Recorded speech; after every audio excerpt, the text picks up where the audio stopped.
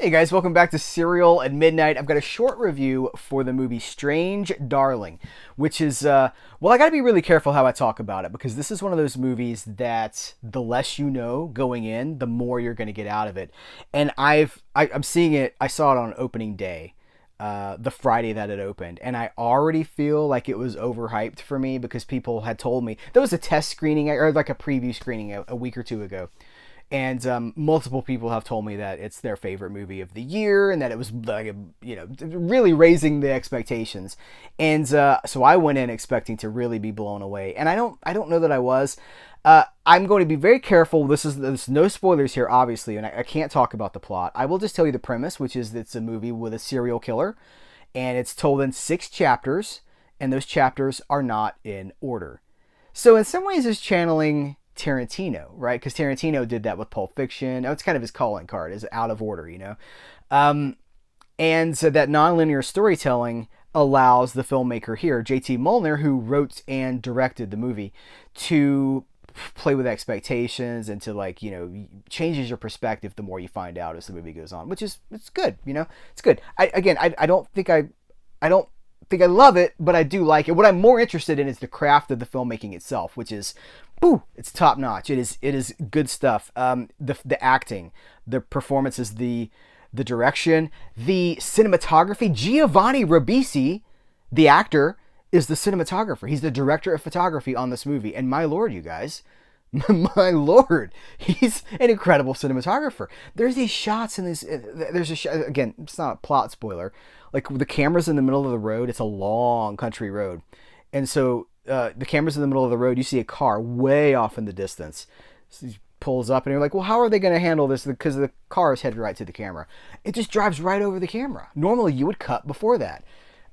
Little things like that, holding shots for a really long time. The use of color. Man, there's shots here. There's a lot of shots that are sort of bathed in blue and neon lights and reds. A lot of reds. Very, very visually unique movie. This movie doesn't look or feel like anything else at the multiplex. So that alone is reason to go check it out and support it. But it's got great performances too. So the two leads are Willa Fitzgerald and Kyle Gallner, who maybe aren't household names because they're not in huge tentpole films. But I gotta tell you guys, both of them do a really good job. Willa Fitzgerald blew me away, and I hope that there's some buzz around award season. Kyle Gallner, about halfway through the movie, I'm like, I know this guy. I mean, obviously, I know character. He's a character actor, right? But I'm like, what do I know this guy from? And then I realized he's the kid. He played the Kid Flash in Smallville like 20 years ago. And now he's grown up, and he's in a lot of other things that I've seen. But it hit me in the middle of this very, very dark movie. This movie has a black heart. Somebody told me they took their kids to see this movie, and I was like, oh, I hope they were older. I hope they were like late teens or something, because this movie is, it's dark, not humorless. And dark doesn't necessarily bother me in the terms of I like Rob Zombie movies and Tarantino movies and that sort of thing. That's kind of the vein. If you guys like a Devil's Rejects, seek out this movie. It's got, I think, maybe my new favorite death scene, because previously my favorite death scene, cinematic death scene, was Yaphet Kotto in Truck Turner. This is a blaxploitation movie with Isaac Hayes, and Yaphet Kotto takes it's like he's getting paid by the second. He just stretches it out. He sits down and he stands up and he sits back down. It's incredible. This movie has one that is above and beyond, and it's got all this pathos, and it's like super uncomfortable too. Like, it's not fun, like Yaphet Kotto's. This is a movie I'm gonna be thinking about for a while. And again, I think I maybe knew too much going in, or maybe I'd figured out too much. Maybe I was expecting too much. That's the problem with the burden of expectation. So I want to say, keep your expectations low.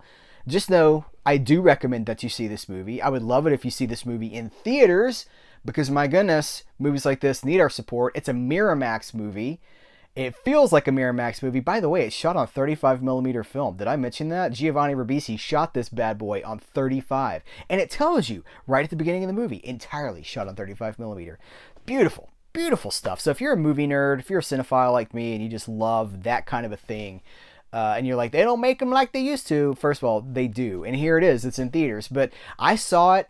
It's Friday opening day. I saw it in an empty theater. I was all by myself. So I know people have been talking. I made a video like, where are the cinephiles? People said, well, there's so many rude people, and they're on their phones. A lot of movies like this, when I go to them, there's nobody there, or there's 5 people there, because that's not attractive to the mainstream. So it's just the movie nerds that are usually going to see stuff like this. And so I don't know if my experience was enhanced or hindered by seeing this all by myself, but I am glad that I saw it, and I'm going to be thinking about it, and it'd be interesting to see how it levels out towards the end of the year as I've spent more time with it. Probably watched it again a few more times. Strange Darling, worth seeing, worth checking out. Protect yourself, don't have it spoiled for you, and just go in expecting to have a good time at the movies, and I think that you will. Guys, thank you so much. I appreciate you. Take care. Until next time, I will catch you later.